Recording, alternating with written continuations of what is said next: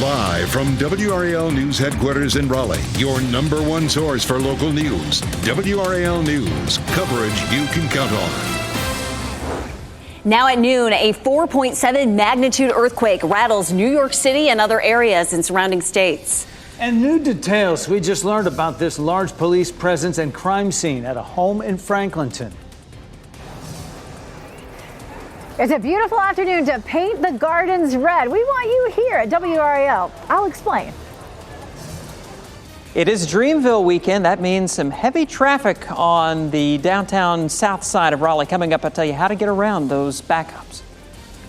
It's a good Friday afternoon to have you in for news. I'm Jeff Hogan. And I'm Renee Chu. Thanks for joining us. Let's take a live look at the WRAL Azalea Gardens. We are turning the gardens red today to celebrate NC State basketball and their Final Four run. We'll have much more on this throughout the hour.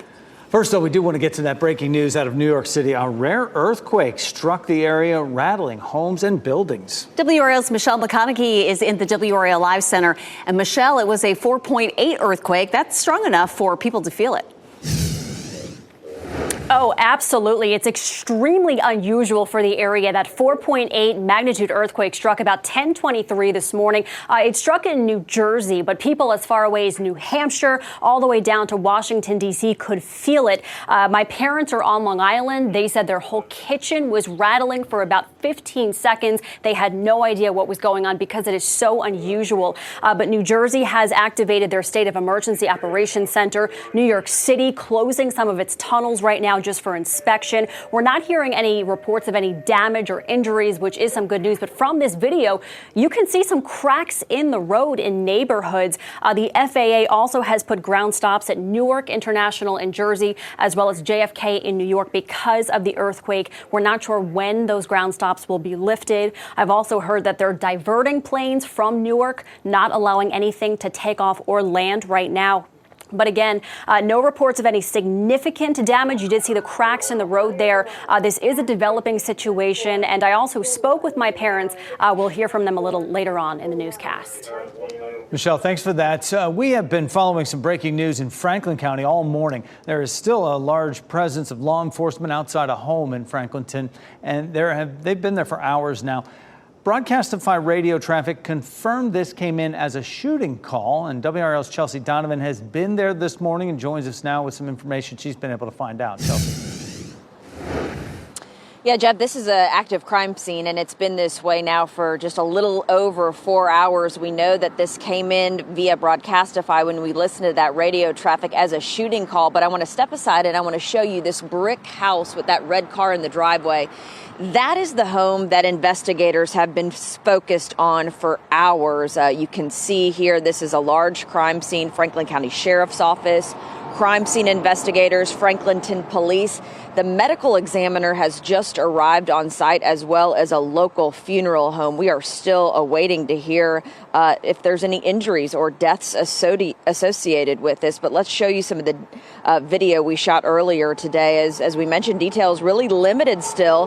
But in listening to that Broadcastify radio traffic, this is a call that came in around 8 o'clock as a shooting. And then it appeared to quickly turn into a barricade situation with an armed suspect inside this brick home here on Pine Street. And this barricade situation, we understand from listening to that Broadcastify radio traffic, lasted more than an hour. Take a listen. General Car, Special Attention Franklinton, have possible homicide, armed subject, 24 Pine Street, 24 Pine Street. Coming back out here live to Pine Street, we should mention this is a very quiet, quaint neighborhood right off of US 1. And you can see now the medical examiner coming in and out of this house, as well as crime scene investigators. And they've been coming out with evidence, as we understand, likely that they're processing this crime scene. We're still awaiting word from Franklinton Police, as well as the Sheriff's Office, as to what spawned this. And of course, those involved, injuries, reported deaths, or anybody in custody. And of course, once we get that information, we'll bring it to you. All the makings of something tragic happening there. Chelsea Donovan live in Franklin County for us this noon. Chelsea, thank you. More breaking news, this time related to a small plane's emergency landing on US 1 in Chatham County. Within the last hour, Highway Patrol shared new details about what happened yesterday and identified the pilot. They say Alec Bivens of California was forced to land near Pea Ridge Road after a mechanical failure with the plane. Investigators say the plane made contact with the passenger side of one car, and then a second car was hit by debris. No one was hurt. Federal investigators are in Chatham County today to continue their investigation. Today we are turning the WRAL Gardens red to support NC State men's and women's basketball teams. So come on out to the WRAL Azalea Garden, noon until 6:30. So it's underway already. There'll be some fun, food, games, prizes even. WRAL's Ken Smith joins us live from the Gardens right now with some fans already showing their pack pride. Ken. Jeff, it is happening. We are turning the WRAL Azalea Gardens red with the help of Wolfpack Nation. We've got a party going on out here because everybody has come dressed up in their Wolfpack action, dressed up in all red, because this is our goal to support the NC State men's and women's basketball team as they prepare for the Final Four run. Let me show you what we've got going on. We've got fans excited about it. We've got cornhole going.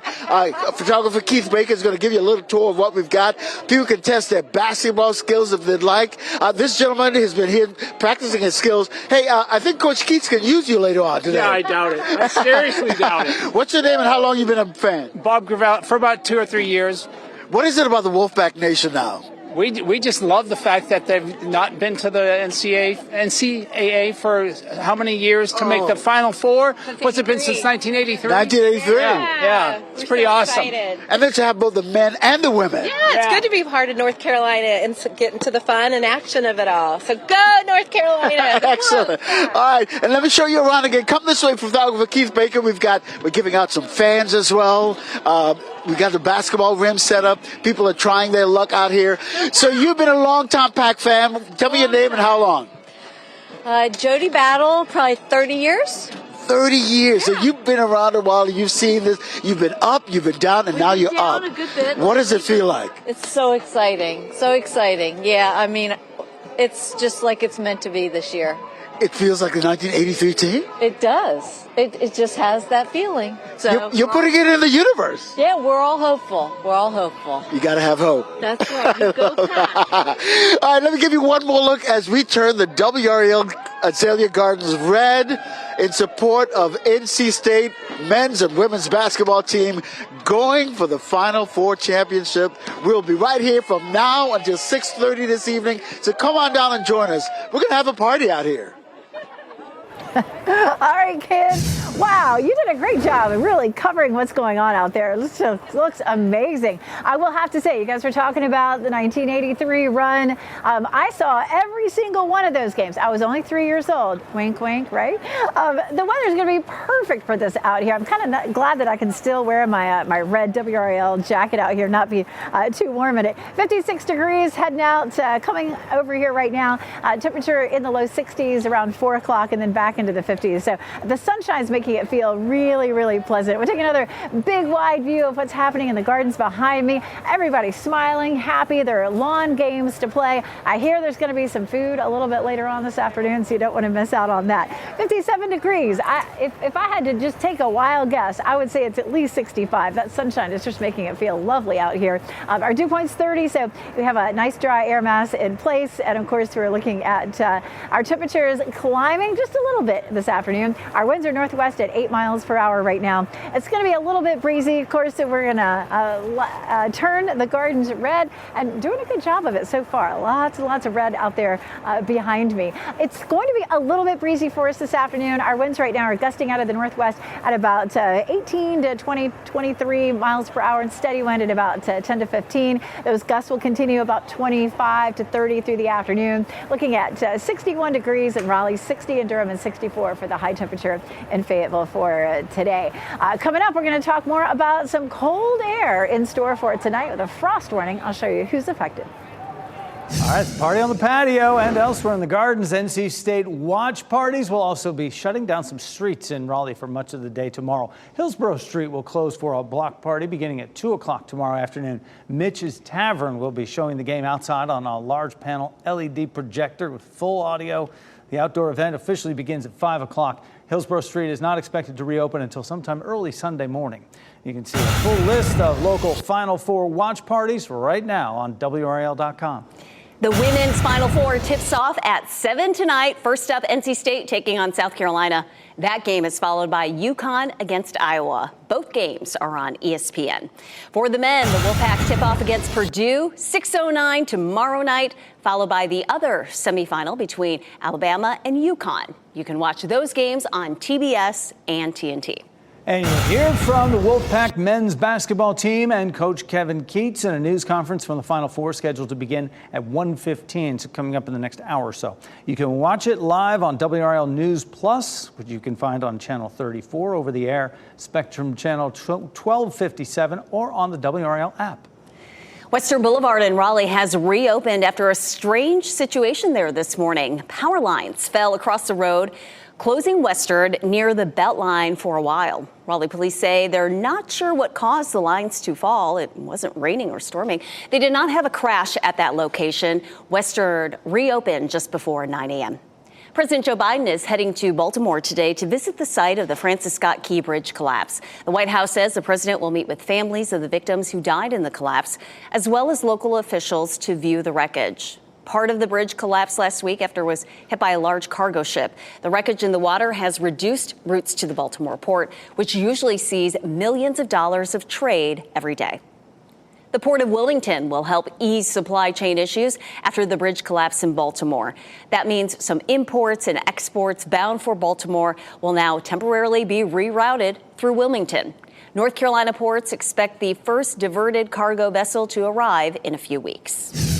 We've been following that breaking news out of Franklin County all morning. There is still a large police presence there outside that home in Franklinton. And WRAL's Chelsea Donovan, we just spoke with her a few minutes ago, but she's just got some new information. Chelsea, what can you tell us?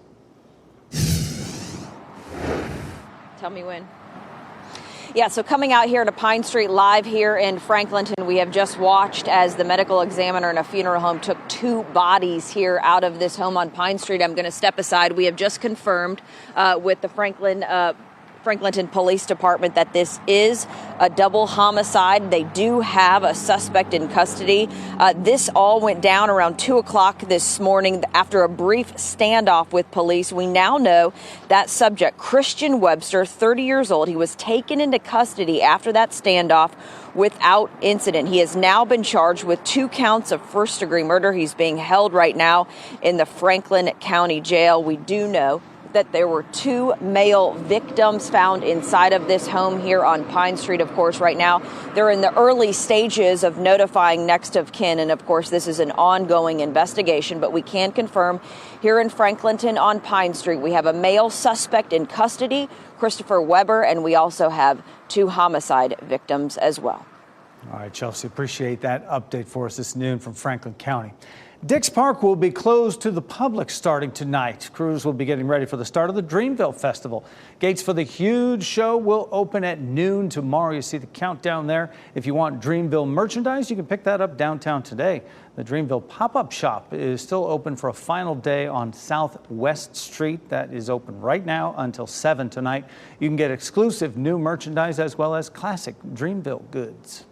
And big weekend with the Dreamville Festival in Raleigh, whether you're coming to it or going away from it to avoid it. Brian Schrader is here now to help you navigate through all that. This is all happening at Dix Park, and 24 hours from now, it's going to be hopping out there in the big field. Blair Drive is the main western entrance to the festival tomorrow. Western Boulevard, Centennial Parkway, Lake Wheeler Road, those are all going to be pretty busy through the weekend. So if you have plans on the west side of Raleigh, you might want to think about alternate routes. Avoid those roads in particular. If you're going to the festival, organizers are encouraging you to take advantage of that inexpensive or sometimes free parking parking in downtown Raleigh and pick up the shuttle that'll take off from Moore Square from 10 a.m. until 1 a.m. It'll drop you off right there at the Blair Drive entrance to Dix Park. If you plan to drive yourself, they do have parking at Centennial Campus. It's $50 a day, and you will walk across Centennial Parkway over to the festival entrance. However, if you take the shuttle, you won't have to walk as far, so you do want to keep that in mind. Of course, we have all of this information at WRAL.com and on the WRAL News app. Next at noon, a new development in the Taiwan earthquake. How rescuers are trying to locate a family believed to be trapped in a rock slide. Also, Boeing is paying Alaska Airlines for lost profits after the door blew out of a plane in January. The amount of that reimbursement for the incident. Plus, after a busy weekend, Monday will be exciting with the solar eclipse coming. At 12:30, we'll talk with a NASA expert on what we can expect. Keep watching WRAL News over the air Channel 34 and Spectrum Channel 1257. Rescue workers in Taiwan are searching for a family believed to be trapped in a rock slide. The search comes after a 7.4 magnitude earthquake shook the island on Wednesday. Workers are searching for the family in Taroko Park, which was heavily damaged from the quake. At least 10 people were killed in the island's strongest earthquake in 25 years. Boeing is paying Alaska Airlines for lost profits after the panel blowout. Boeing paid $160 million as compensation for the incident that happened in January. The airline says it expects additional compensation from Boeing, but didn't offer any details. This payment covers Alaska's pre-tax loss from the accident, including lost revenue. It also takes into account the cost to the airline from grounding its MAX 9 fleet for 3 weeks. The excitement of today just can't be contained in our studio, so it spills out onto the WRAL weather patio. There's a party going on behind Elizabeth Gardner, and we have the business of weather today to talk about. Elizabeth? Let's take a look. I mean, we are looking at so much fun behind me. So many people out here enjoying our day in the gardens. We're calling it Fill the Garden with Red. Just amazing. There's a live look from up above, and you can see people out here. There are all kinds of lawn games and basketball hoops to shoot, cornhole, and just a gorgeous, gorgeous afternoon for this. Right now, looking at 57 degrees. That sunshine makes it feel a whole lot warmer. We have a northwest wind at about 8 miles per hour, and we'll climb into the low 60s for highs this afternoon. So fill the garden with red. It's going to be just a lovely evening all the way up through around 6 o'clock. Temperatures will be in the upper 50s to around 60. A little bit breezy. We're seeing winds gusting right now up to about 15 to 20 miles per hour. We're seeing steady winds out of the northwest at about 10 to 15 as well. Looking at gusts this afternoon, 20 to 25 miles per hour. So again, a lovely afternoon. We'll take a look at some of the temperatures. 61 in Raleigh, 60 in Durham, and 64 in Fayetteville. Those are our high temperatures for the afternoon, which keeps us a little bit below normal. It's a beautiful afternoon to be out. It's going to be a great weekend to be outside, and so there are going to be some outdoor watch parties. One of those tonight, starting at 7 o'clock, 56 degrees for the women's team as they start their Final Four journey, and of course for the men on Saturday at 6 o'clock. 59 degrees. So temperatures will remain cool.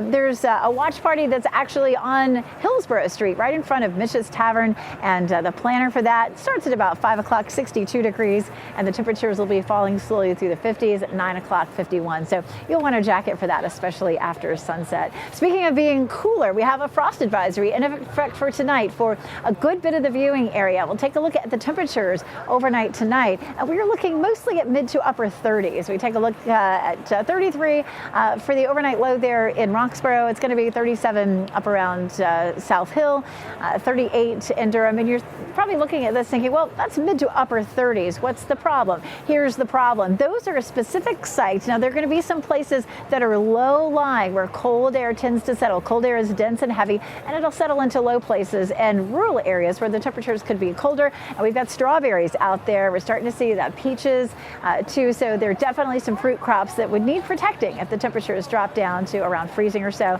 It would be light frost, if anything, but again, we do have that frost advisory out for late tonight, tomorrow morning. Sunday morning is going to be chilly too at 37, and then we start to see the temperatures climbing next week, not just in the mornings, but in the afternoons as well. It's going to be a beautiful day for being outside here as we turn the gardens red. And of course, for Dreamville too, 62 for Saturday's high, 67 on Sunday.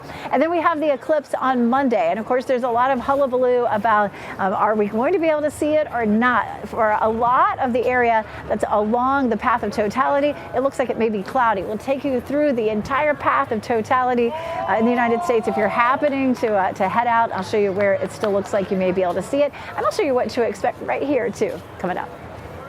Elizabeth, thanks. You know, our gardens look so beautiful this time of year, but especially so with those pops of red and all that sunshine. Coming up on WRAL News at 4 p.m., a lot of people are getting excited about Monday's solar eclipse. We'll tell you about some of the viewing parties happening in our area. And at 5 p.m., a mall food court restaurant is on the list of low health inspection scores this week. 5 on your side has this week's restaurant ratings. Well, still ahead this noon. Attention Walmart shoppers. Some shoppers who bought groceries at Walmart in the last 5 years may be eligible for a refund. Figure out if you're eligible next at noon. And another streaming service announces plans to crack down on password sharing. Which one and when it will start? Still ahead.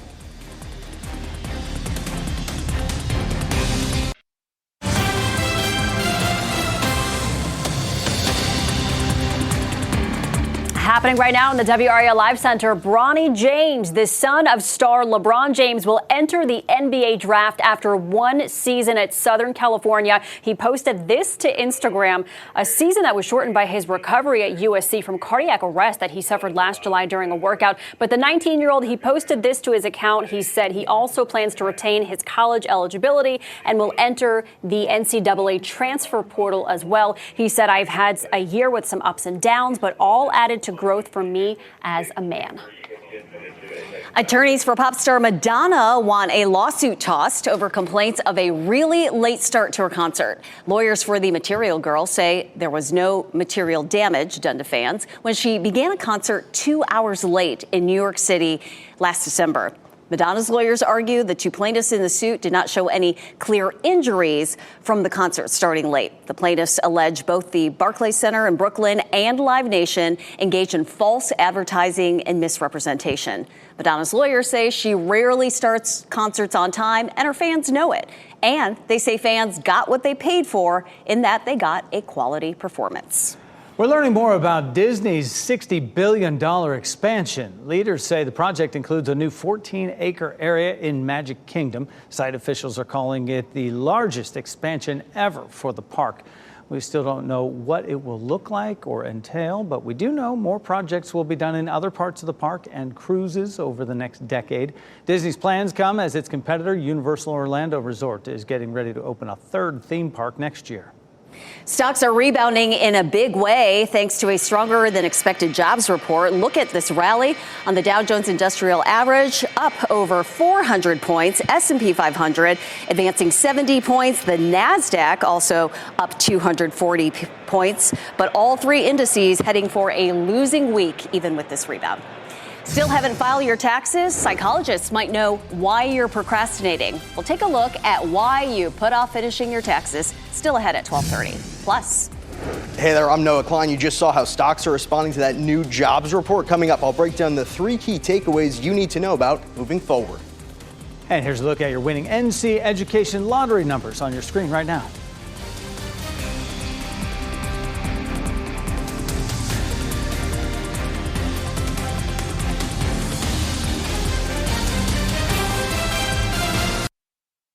Shot in 4K ultra high definition. Your number one source for local news. WRAL News. Coverage you can count on.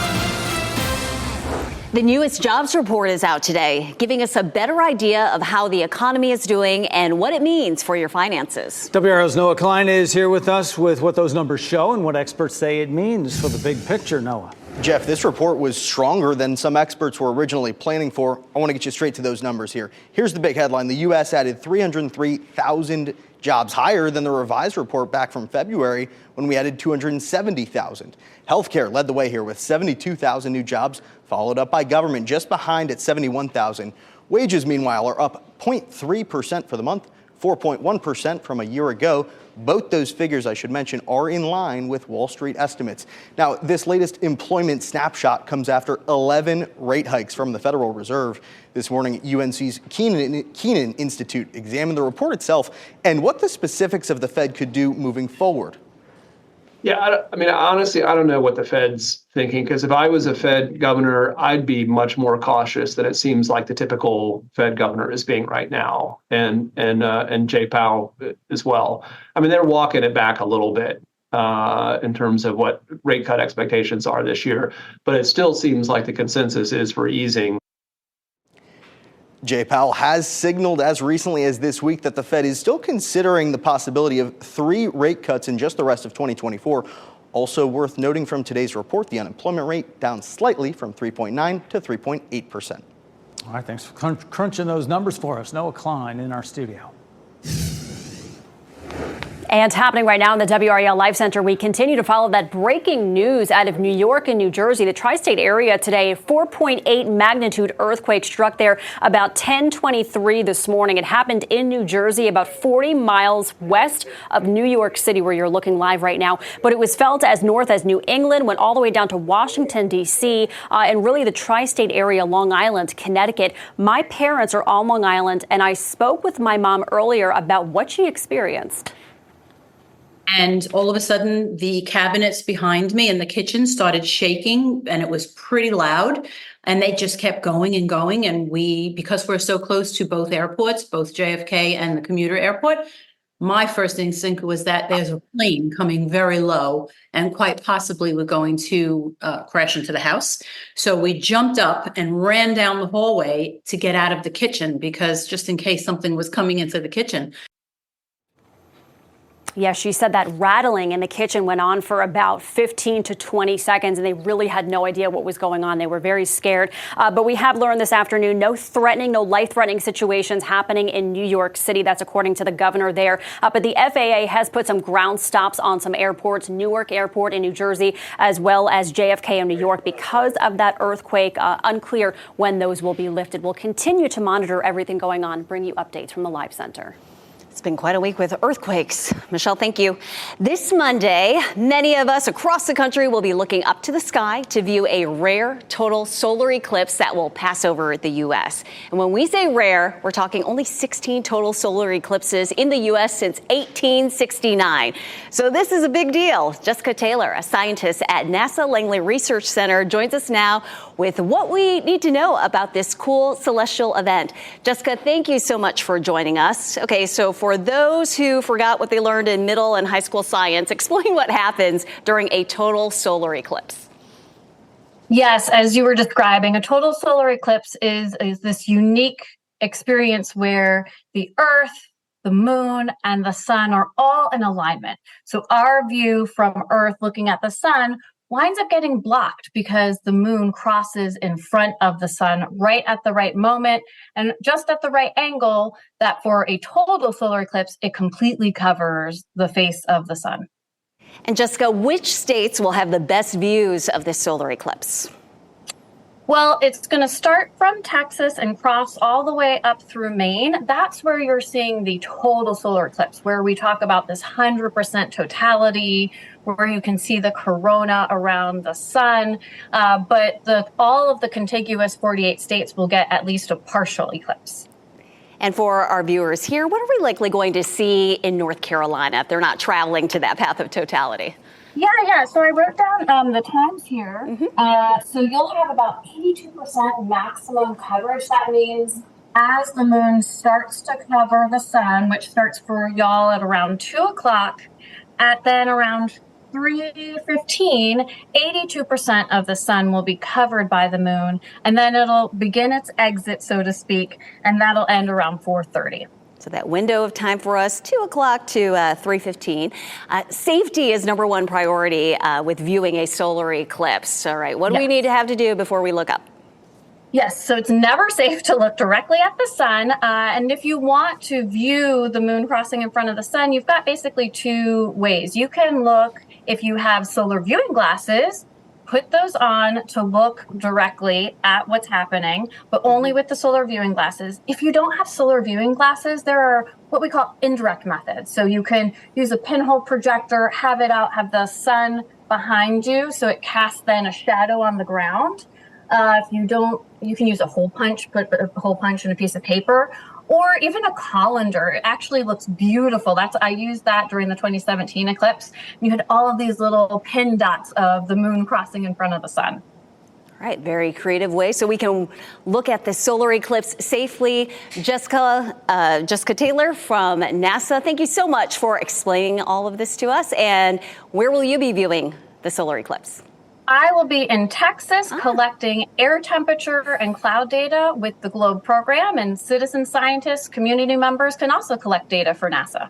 Such an exciting time because the next one won't be for another 20 years, right? That's right. It's going to be 2044 until it hits the contiguous U.S. again. We will make the most of this moment. Looking forward to Monday. Jessica, thank you so much. All right, thanks.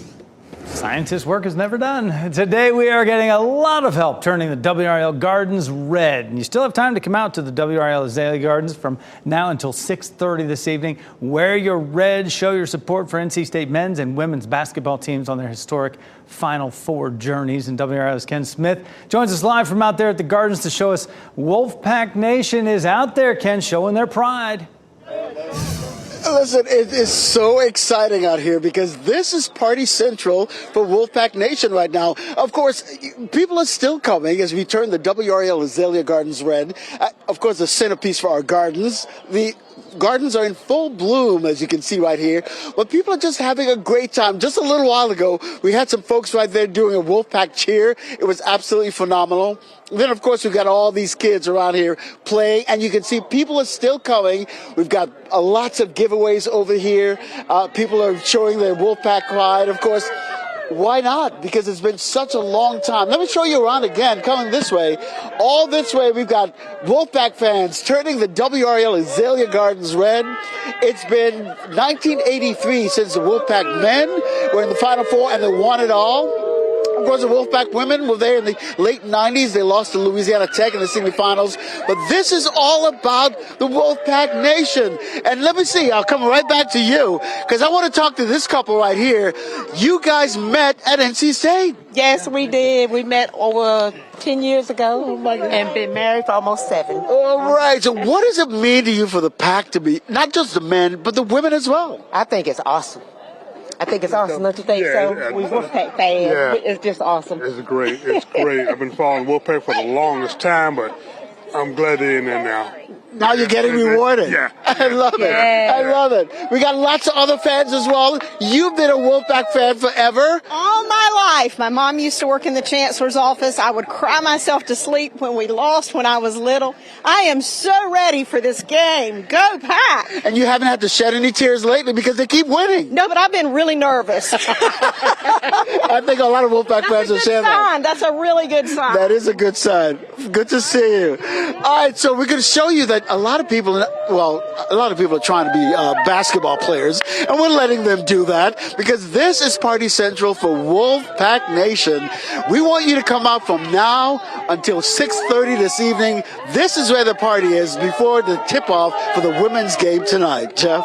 Oh, yeah, man. The weather's cooperating as well. Looks nice. Good, fun time out there. Ken Smith, live at the WRAL Gardens. Thank you for that. We will hear from the Wolfpack men's basketball team and coach Kevin Keats in a news conference that's headed our way from the Final Four, scheduled to begin at 1:15, so about 40 minutes or so from right now. You can watch it live on WRAL News Plus, which you can find on Channel 34 over the air, Spectrum Channel 1257, or on the WRAL app. Still to come, how your mindset affects how early or late you get your taxes done. Up next, a look into why people procrastinate when it comes to doing their taxes. Our team is working to bring you exclusive stories for coverage you'll find only on WRAL. Visit WRAL.com and search only.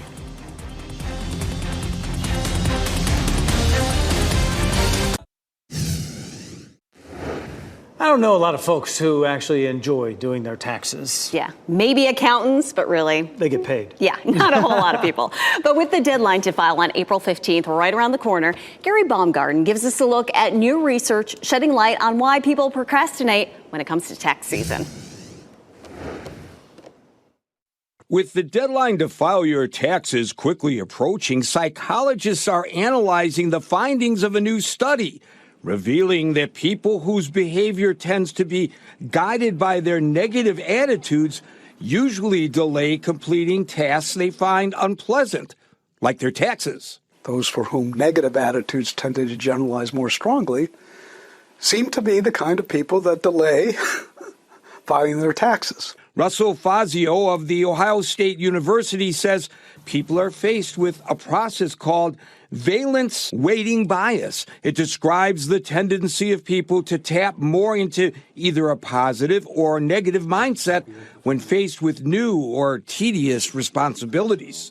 We find that people with a negative valence weighting bias are more cautious. Researchers found those who lean more into their negative thoughts when deciding to file their taxes early wound up procrastinating, even if there was a benefit of receiving a tax refund. It could have been something that had been done, say, over the course of a few days, maybe even a week, but now it's got to be done in a rushed fashion. But having a negative weighting bias is not always a bad thing. When it comes to preparing for a test, for instance, researchers say these types of people are usually more realistic about how they will perform, while people with a positive weighting bias can be overconfident and generate a false sense of security. I've never been early with my taxes, but I've never been late either. That was Gary Baumgarten reporting. Calling all Chick-fil-A fans, the company is testing out an exciting new sandwich in the Triangle. Wait till you hear about this new sandwich.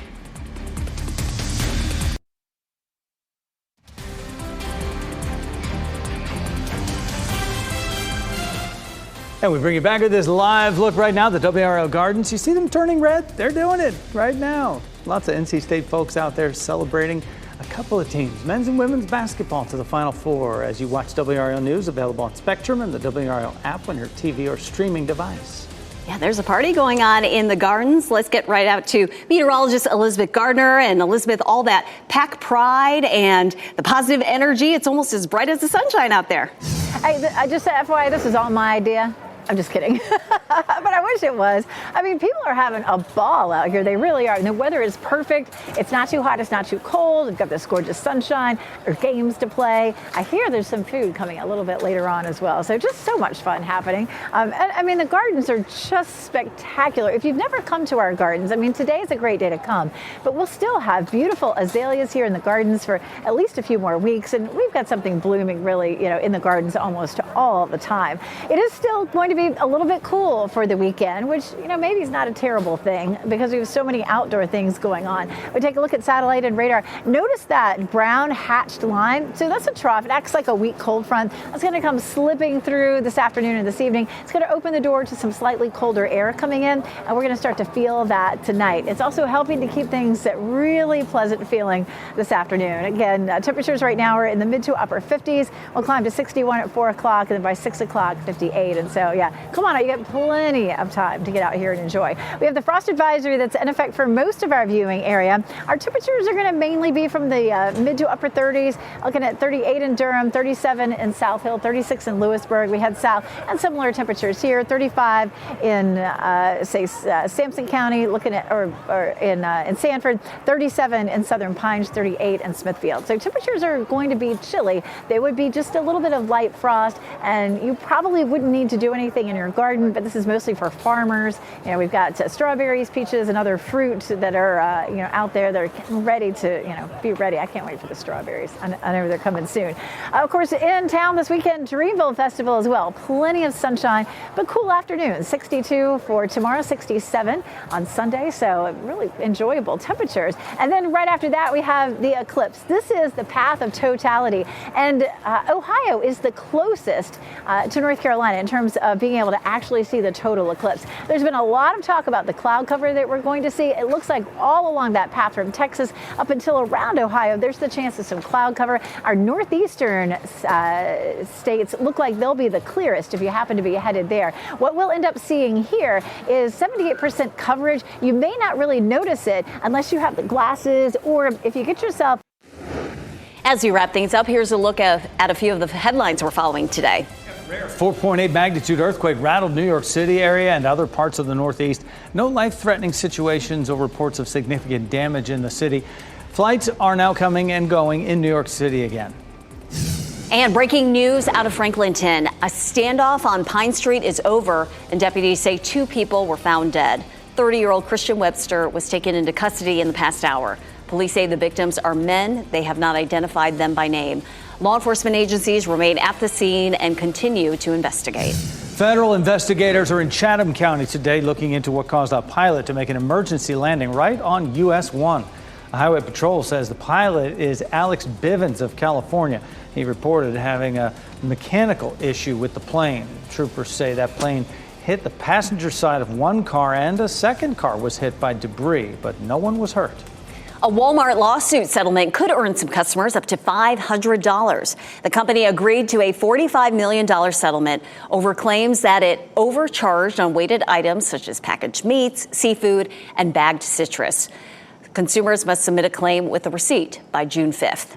Disney is cracking down on password sharing on its streaming services. The company plans to start the crackdown within a few countries in June, then roll it out more broadly in September.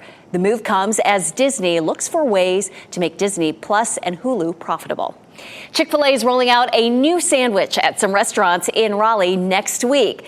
This is called the Pretzel Cheddar Club Sandwich. It will be available at participating restaurants in Raleigh starting Monday through May 25th. A Michigan grandmother gets her first chance ever at seeing and hearing the crack of a baseball bat on her team's opening day. 90-year-old Margaret Duncan, a devout Detroit Tigers fan, will be making her first ever opening day appearance today thanks to a grandkid's birthday gift. Today's pet of the day is a playful and energetic young dog who's never met a stranger. Candy is a year old, weighs 48 pounds. She loves having friends and is quite the social butterfly. She's hoping to find a loving family who will give her all their love. For more information about Candy, please visit spcawake.org. And coming up on WRAL News at 4, our Wolfpack celebration continues. Come and visit the WRAL Azalea Gardens and wear red to support the NC State men's and women's historic Final Four journey. WRAL's Lena Tillett and meteorologist Mike Mays will continue our live coverage from the Gardens beginning at 4. NBC News Daily is next on WRAL, your next local news update in 30 minutes. All right, can we say it? Go Pack! Go Pack! Yeah!